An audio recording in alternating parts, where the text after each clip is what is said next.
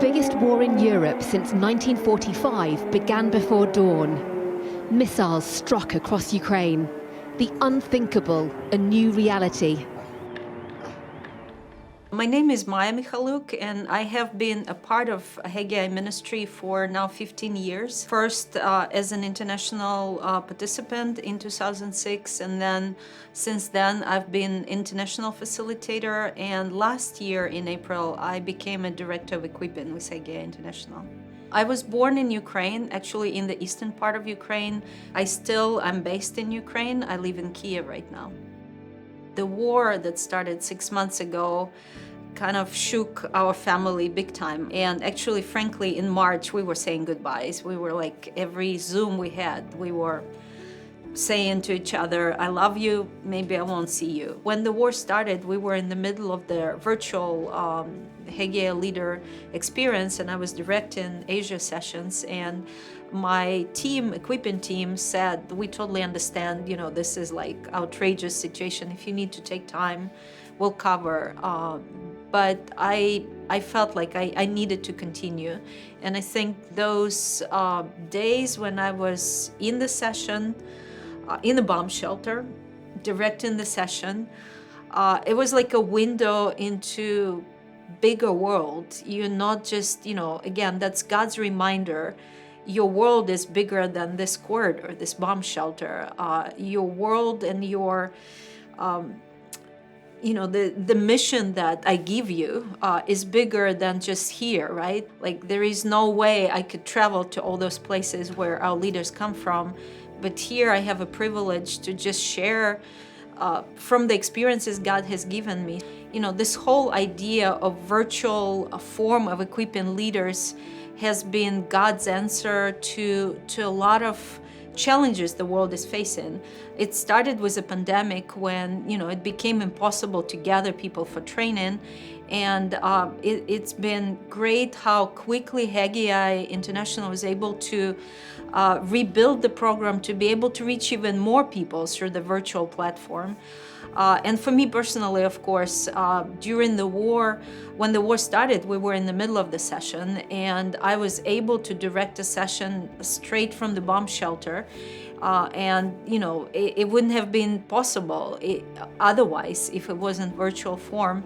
And for me personally, it was also an opportunity to equip leaders, but it also ministered to me because God was showing to me that His plan is much bigger than this immediate situation, crisis situation I was facing.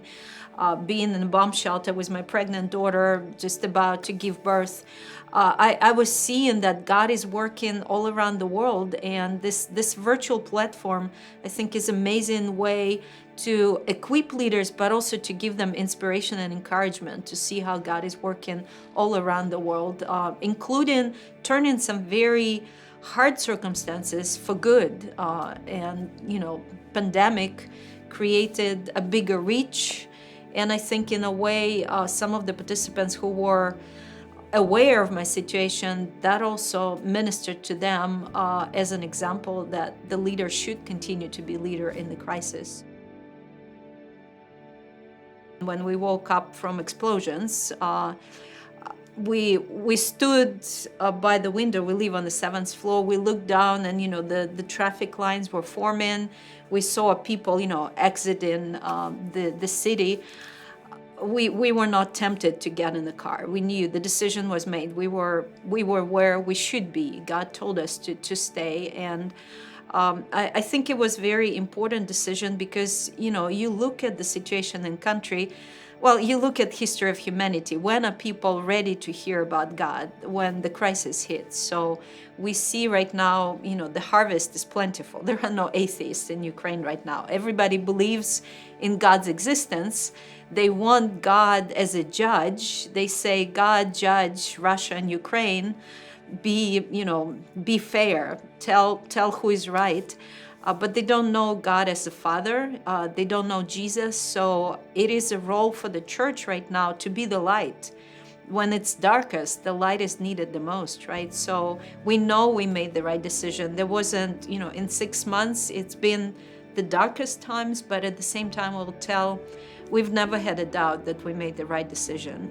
The first 6 weeks we spent in bomb shelter. And bomb shelter for us was a corridor between two apartments because our daughter was pregnant. We didn't go downstairs in the basement of the building because going up and down the stairs, it wouldn't have worked for her.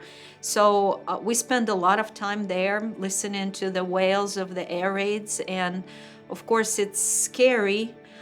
But at the same time, you know, people have been asking, like, do you question God? Like, why? Why, God, are you doing this to us, right? And I can tell you, we never had that question, why. It's more like, I think the question is, what should we do today, God? You wake up, you are grateful for another day of life. You feel responsibility for these minutes or hours that are granted to you, and you definitely don't want to waste that time. You know how sometimes you go to retreats and they ask, or conferences, they say, imagine this is your last day of life, what would you do? I mean, for us, the last 6 months have been, what would you do if this is your last day? So I think the burden and the urgency to share the gospel is there. The closeness and the presence of God is there when, you know, the air raid, when you hear explosions close by. I mean, you hang on to God like never before in your life. So I would say it's the darkest times, but it's also the lightest times because God is there.